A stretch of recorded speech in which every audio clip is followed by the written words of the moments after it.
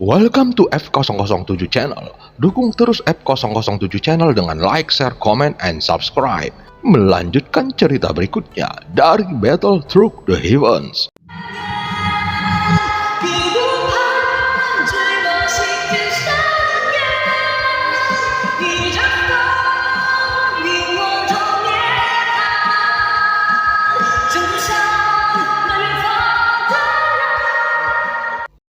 Pada part sebelumnya, Ratu Kuil Kuno tiba di aliansi Dewa Petarung bersama pasukan alam Dewa Kuno dan menekan 10 Raja Roh yang akhirnya meninggalkan aliansi Dewa Petarung dan memenuhi permintaan Ratu dengan meninggalkan ribuan hantu roh sebagai kompensasi atas tindakan mereka terhadap Xiaoyan. Dan tanpa ragu, Ratu memerintahkan pasukannya untuk memusnahkan ribuan hantu roh ini. Dan Ratu tetap mengingatkan Xiaoyan karena kekuatannya masih cukup lemah. Aku akan menjaga kehampaan Laut Barat yang diserang Taisu. Kamu tidak perlu khawatir. Sekarang kamu harus memikirkan bagaimana cara meningkatkan kekuatanmu. Ratu berkata tanpa basa-basi. Meskipun tampaknya Taisu telah menginvasi, namun situasinya tidak seserius yang dibayangkan Xiaoyan. Sebaliknya, kurangnya kekuatan Xiaoyan adalah bahaya besar tersembunyi yang sesungguhnya. Jika kamu ingin memenangkan perang ini, Sensi membutuhkan kekuatanmu. Tidak, tepatnya membutuhkan kekuatan yang mulia. Ratu kembali menegaskan perkataannya sebelumnya. Meningkatkan kekuatanku? Tapi Taisu mau menginvasi Sensi, apakah aku masih punya waktu? Xiaoyan tidak bisa menahan senyum masam di wajahnya. Untuk dapat menerobos ke keabadian Kaisar langkah kedua, Xiaoyan mendapatkan bantuan besar dari permaisuri Chen Xianyuan, dan promosi berikutnya membutuhkan lebih banyak lagi roh dunia. Aku bisa merasakan roh dunia yang terkandung dalam tubuhmu, dan itu cukup agung. Sepertinya wanita itu benar-benar memberimu semua roh dunianya. Ratu memandangi Xiaoyan perlahan. Sampai sekarang dia masih menyebut permaisuri Chen Xianyuan dari waktu ke waktu, yang membuat Ratu terlihat sangat tidak senang atau cemburu. Aku yang akan menangani Taisu, dan kamu fokus meningkatkan kekuatanmu sendiri. Tetapi Sensi bukan lagi tempat terbaik untukmu berlatih. Istana Surgawi tidak akan membiarkanmu pergi, dan Taisu mungkin akan segera menyadari keberadaanmu. Tetapi apakah kamu ingin tinggal di Sensi atau pergi? Itu tergantung padamu. Ratu melanjutkan. Xiaoyan mengerutkan kening ketika dia mendengar bahwa kembalinya dia tampaknya merupakan hal yang buruk dari perspektif pertempuran ini, yang melibatkan begitu banyak sumber daya. Pada akhirnya, semua orang akan melindunginya, meskipun Ratu tidak mengatakannya secara langsung. Keberadaan Xiaoyan saat ini tidak hanya tidak dapat membantu dunia Sensi, tetapi bahkan menyebabkan masalah yang tidak perlu di dunia Sensi, dan juga bahkan melibatkan lebih banyak sumber daya yang tidak perlu. Kali ini alam Dewa Kuno datang untuk membantunya. Selain itu, dunia bawah dan para senior Labu Dewa Bermata 9 bahkan terlihat lebih banyak dirugikan untuk melindunginya dari Istana Surgawi. Jika Xiaoyan tetap di Sensi, Istana Surgawi pasti akan mencoba yang terbaik untuk membunuhnya, dan tidak menutup kemungkinan mereka akan bergabung dengan Taisu. Jika Xiaoyan diburu, baik dunia bawah maupun alam Dewa Kuno tidak mungkin dapat mengabaikannya begitu saja, dan tindakan seperti itu pasti akan menghabiskan banyak sumber daya. Adapun saat ini Xiaoyan sendiri kesulitan untuk mendapatkan efek kultivasi yang lebih baik untuk meningkatkan kekuatannya, dan makna dari perkataan Ratu sudah sangat jelas bahwa kekuatannya masih terlalu lemah dan dia masih perlu berlatih untuk menjadi lebih kuat. Seluruh Sensi masih perlu menunggu sampai kamu cukup kuat. Jika tidak ada artinya melawan sekarang. Ratu melanjutkan dengan suara yang dalam. Xiaoyan sudah mengerti apa yang dikatakan Ratu Kuil Kuno. Pada saat ini Xiaoyan mengangkat kepalanya dan melihat ke sekeliling, dan dia menyadari di dalam hatinya bahwa meskipun dia sangat mengkhawatirkan Sensi sekarang, namun faktanya dia tidak dapat melakukan apapun dengan kekuatannya saat ini. Xiaoyan mengepalkan tinjunya dan menunduk menghormati ratu. Meskipun ratu mungkin memiliki perasaan yang berbeda terhadapnya, namun di mata Xiaoyan, ratu hanyalah seorang senior. Percakapan sederhana ini memungkinkan Xiaoyan untuk melihat kenyataan dengan jelas, dan dia menjadi mengerti bagaimana melanjutkan jalan setelah menghilangkan rintangan. Aku ingin tinggal di Sensi untuk sementara waktu, Xiaoyan berkata, dan tidak mungkin untuknya segera pergi setelah kembali. Lagi pula, semua yang dia rindukan ada di sini.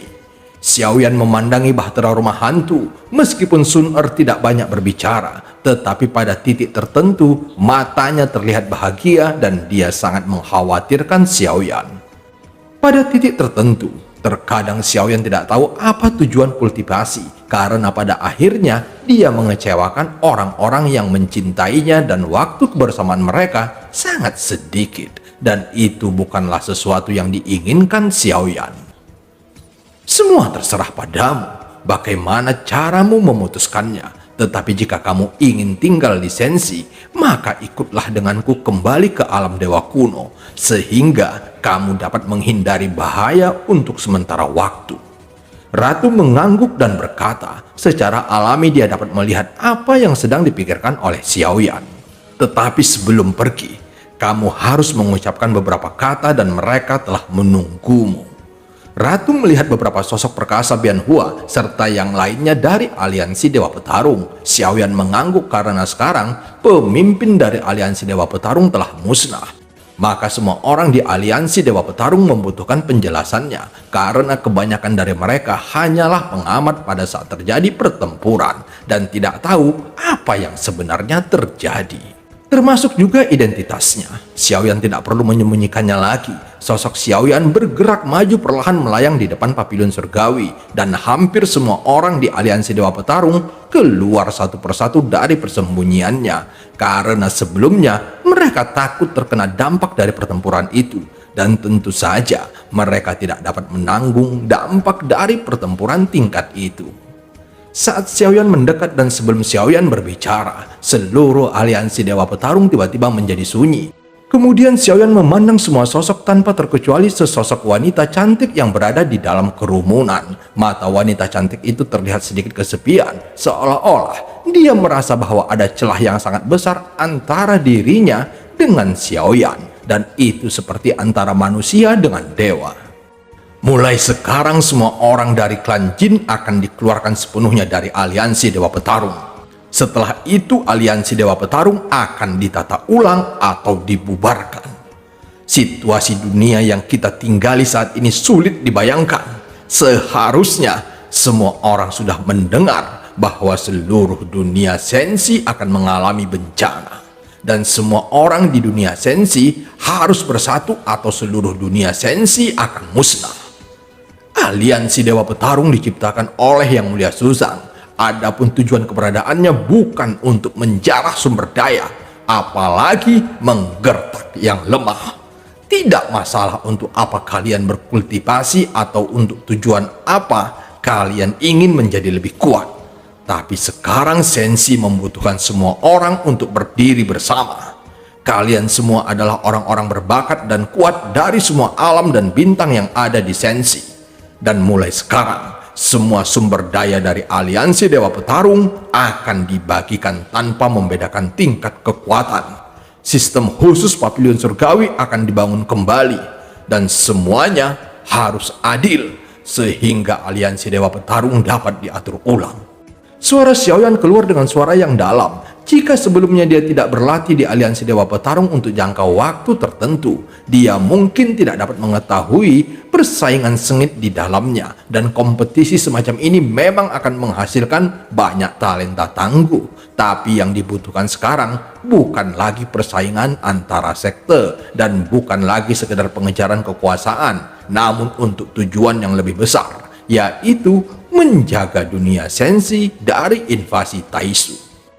Dan tentu saja setiap orang di aliansi Dewa Petarung harus memahami bahwa mereka semua akan menghadapi musuh bersama dan mereka harus menyatukan segalanya. Aku baru saja mendapat kabar bahwa ruang dan keluarga aku telah dihancurkan. Pada saat ini sebuah suara datang dari kerumunan. Mungkin apa yang dikatakan Xiaoyan tidak banyak orang yang dapat benar-benar memahami bahaya dan keseriusan krisis ini. Tetapi saat suara ini terdengar, kemudian ada lebih banyak suara lagi datang dari kerumunan. Kampung halamanku juga hancur. Saat berikutnya, suara-suara datang dan pergi di aliansi Dewa Petarung. Ada lebih dari selusin suara bergema dari kerumunan, tanpa kecuali mereka semua datang dari kehampaan laut barat yang sama dengan Xiaoyan. Semua orang yang berbicara mengepalkan tangan mereka erat-erat. Mereka memandang Xiaoyan tegas dan sungguh-sungguh dengan mata berapi-api, karena mereka memilih untuk percaya pada Xiaoyan saat ini. Dan dengan bergemanya suara-suara ini, segera terjadi keributan karena aliansi Dewa Petarung sekali lagi memblokir informasi ini sebelumnya, sehingga tidak banyak orang yang mengetahuinya, dan hanya mereka yang kampung halamannya benar-benar hancur yang akan mengetahuinya. Sebagai orang yang lahir di Sensi, kita harus bangkit dan melawan. Apakah kalian takut akan perang? Saat suara Xiaoyan terdengar lagi, hiruk-pikuk langsung mereda dan semua terfokus pada Xiaoyan lagi. Adapun identitasku, semua orang seharusnya sudah mendengarnya. Aku adalah reinkarnasi dari Yang Mulia sekaligus pendiri aliansi Dewa Petarung. Dan sekarang aku akhirnya kembali dan kita akan berjuang bersama. Suara Xiaoyan keluar perlahan dan saat kata akhirnya kembali, mata semua orang terbakar dan kagum mendengarnya. Meskipun aku hanya mendengar tentang Yang Mulia, namun rumor berita ini terlalu eksplosif. Setelah terdiam sesaat, suara gemuruh seperti deru gunung dan tsunami memenuhi seluruh aliansi Dewa Petarung. Tentu saja mereka tahu bahwa aliansi Dewa Petarung didirikan oleh Yang Mulia Suzang. Dan meskipun reputasi Yang Mulia di dunia Sensi telah berlalu sejak lama, namun legenda itu tetap ada di hati semua makhluk Sensi. Saat ini banyak orang yang sudah mengeluarkan buklet tebal, dan Xiaoyan telah melihat buklet ini di alam dewa kuno sebelumnya, dan itu seharusnya ditulis oleh dewa yang tak dikenal. Pada buklet itu secara mengesankan tertulis sejarah tentang Yang Mulia Suzang. Sayang sekali mereka tidak datang ke sini untuk meminta tanda tanganku. Xiaoyan melihat buklet yang agak familiar dan tiba-tiba garis hitam muncul di wajahnya dengan firasat buruk. Kemudian sorakan datang dan pergi. Xiaoyan menyaksikan banyak orang membuka buklet di tangan mereka dan melihat beberapa halaman. Xiaoyan tidak membuka mulutnya lagi, dan setelah beberapa saat kemudian, dia mengumpulkan Bianhua di depannya. Pada saat ini semua Bianhua mengepalkan tangan mereka pada Xiaoyan, termasuk Xiuzu yang menolak untuk membantunya, dan ada juga wajah yang pernah dilihat Xiaoyan sebelumnya. Namun sebelumnya, tidak ada dari mereka yang mencoba untuk mengenali Xiaoyan, dan hanya pada saat inilah mereka benar-benar mengenali Xiaoyan sebagai tuan mereka. Apakah kalian tahu di mana wakil pemimpin Cao Cao? Selama Xiaoyan berada di aliansi Dewa Petarung, meskipun Cao Cao bukan anggota Bianhua, namun dia telah memberi Xiaoyan banyak bantuan, dan karena itulah Jin Taiwei menghukumnya. Bianhua saling memandang, seolah-olah mereka sudah lama tidak bertemu wakil pemimpin Cao Cao. Mulai sekarang, tidak ada lagi tentara pavilion surgawi di aliansi Dewa Petarung, dan mereka akan fokus pada kultivasi serta mereka tidak boleh bertarung karena masalah pribadi. Setelah mengetahui krisis ini, aku berharap semua orang dapat bersatu dan setiap orang harus memperhatikan kultivasi dengan baik. Karena ketika krisis datang, tidak ada yang bisa membantu dan hanya kekuatan sendirilah yang menjadi modal untuk bertahan hidup. Xiaoyan mengucapkan satu kalimat terakhir lalu melangkah maju dengan telapak kakinya dan sosoknya dengan cepat menyapu ke arah pavilion surgawi. Aku akan melihat apakah dapat menemukan beberapa petunjuk tentang Cao Cao. Xiaoyan bergumam di dalam hatinya. Jika dia tidak dapat menemukannya, maka dia juga berencana mencari jiwa Jin Taiwei. Selain itu, Xiaoyan juga ingin mengetahui hubungan antara Jin Taiwei dengan Istana Surgawi yang sebenarnya, sehingga Istana Surgawi dapat mengatur formasi teleportasi yang begitu besar di aliansi Dewa Petarung. Meskipun Xiaoyan tidak tahu banyak tentang teknik formasi, namun dia juga memahami bahwa tidak mudah untuk membuat formasi teleportasi yang dapat mempersingkat perjalanan dengan jarak yang seharusnya membutuhkan waktu 100 tahun melalui kehampaan, namun dapat ditempuh dengan cepat. Saat memasuki pavilion surgawi, Ratu mengikuti Xiaoyan di belakangnya dan mereka menuju ke lantai atas pavilion surgawi. Ruang di sini masih sangat luas dan banyak istana tinggi dan indah yang dibangun di dalamnya. Tampaknya bangunan ini menunjukkan dominasi keluarga jin di aliansi Dewa Petarung. Dari sini dapat dinilai bahwa mungkin ada anggota lain dari keluarga jin di aliansi Dewa Petarung, tetapi sekarang Jin Taiwei telah mati dan anggota keluarga yang tersisa tidak dapat menimbulkan ancaman nyata. Namun seharusnya Xiaoyan tetap membersihkan segala sesuatu yang dapat mengancam di masa mendatang. Dan mereka tidak mungkin akan setia dengan aliansi Dewa Petarung yang sekarang. Sebaliknya, beberapa dari mereka mungkin bersumpah setia menjadi tentara pavilion surgawi kepada Jin Taiwei. Adapun pertanyaan-pertanyaan ini, Xiaoyan bahkan tidak memikirkannya sama sekali. Sekarang dia hanya fokus untuk segera menemukan wakil pemimpin Cao Cao dan menyerahkan penyelesaian masalah ini kepadanya. Bagaimanapun, Xiaoyan ingin pergi untuk menangani masalahnya sendiri dan tidak mungkin menetap di aliansi Dewa Petarung saat ini. Jadi dia harus segera menetapkan pemimpin baru. Xiaoyan merasa wakil pemimpin Cao Cao adalah pilihan yang tepat. Saat berikutnya, mata Xiaoyan menyapu seluruh lantai atas pavilion surgawi di sekitarnya. Ini adalah pertama kalinya dia di sini dan dia tidak terbiasa dengan tempat ini. Jika wakil pemimpin Cao Cao benar-benar dipenjara di sini oleh Jin Taiwei, maka itu akan sedikit merepotkan untuk menemukannya. Apa yang sebenarnya kamu cari? Ratu bertanya dengan bingung sambil mengikuti di belakang Xiaoyan. Seseorang pernah membantuku saat berada di aliansi Dewa Petarung. Sekarang posisi pemimpin di aliansi Dewa Petarung sedang kosong. Dan menurutku, dia sangat tepat untuk posisi ini. Xiaoyan menjawab Ratu. Saat berbicara dia sudah sampai di gerbang aula yang paling megah. Kemudian Xiaoyan dan Ratu masuk ke aula megah ini. Dan itu terlihat sangat sepi dan tidak ada siapapun di sana. Jelas, hanya keluarga jin atau orang kepercayaan Jin Taiwei yang dapat mengunjungi lantai atas pavilion surgawi. Saat masuk ke sini, kekuatan jiwa Xiaoyan telah dilepaskan dan dia tidak menemukan aura apapun. Seolah-olah wakil pemimpin Cao Cao tidak ada di sini. Mungkinkah wakil pemimpin Cao Cao telah terbunuh? Xiaoyan tidak bisa tidak memikirkannya. Saat ini dia tidak berniat untuk terus mencari secara acak di sini dan akan lebih baik untuk langsung melakukan teknik pencarian jiwa pada sisa jiwa Jin Taiwei. Segera bendera penekan jiwa muncul di tangan Xiaoyan dan di dalamnya Ye Tian juga masih ditekan oleh Xiaoyan. Namun seiring waktu berlalu, Ye Tian juga sepertinya berhenti meraung karena Xiaoyan selalu mengabaikannya begitu saja. Pikiran Xiaoyan langsung bergerak dan sisa jiwa Jin Taiwei keluar dari bendera penekan jiwa. Bahkan ketika telapak tangan Xiaoyan keluar, sisa jiwa Jin Taiwei menjerit dengan menyedihkan, tetapi Xiaoyan tetap mengabaikannya. Kekuatan jiwa yang agung menyelimuti sisa jiwa Jin Taiwei dan Xiaoyan terus melakukan teknik pencarian jiwa di atasnya. Setelah beberapa saat, Xiaoyan menarik tangannya dan sisa jiwa Jin Taiwei hampir meredup saat ini dan dia bahkan berhenti berteriak. Sisa jiwa Jin Taiwei melayang di udara, matanya terlihat kusam dan sisa jiwa Jin Taiwei ini tampaknya benar-benar kehilangan kesadarannya.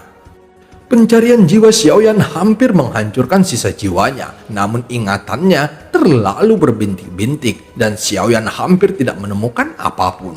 Hanya saja dia mencurigai ingatan Jin Taiwei tentang aula lain yang ada di dalam pavilion surgawi ini. Kemudian sosok Xiaoyan menyapu dan mencari aula itu. Saat berikutnya Xiaoyan sudah memasuki aula yang dimaksud dan di dalam aula ini dipenuhi dengan fluktuasi larangan yang kuat. Goyan, pecahkan larangan ruang di sini. Xiaoyan menepuk Goyan yang sedang tertidur di dalam jubah lengan bajunya, dan yang terakhir keluar terhuyung-huyung. Kemudian dia menatap Xiaoyan dengan kemarahan di matanya. "Pembunuh 1000 pedang, bisakah kamu belajar sendiri dan jangan merepotkan aku dengan hal-hal yang sepele ini?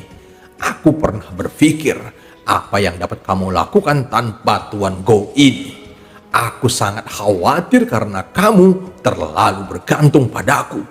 Goyan membuka mulutnya dengan kesal, tetapi Xiaoyan hanya mengabaikannya saja. Sesaat berikutnya, cahaya biru menyebar dari mata Goyan dan dengan cepat mengunci salah satu larangan lalu memecahkannya.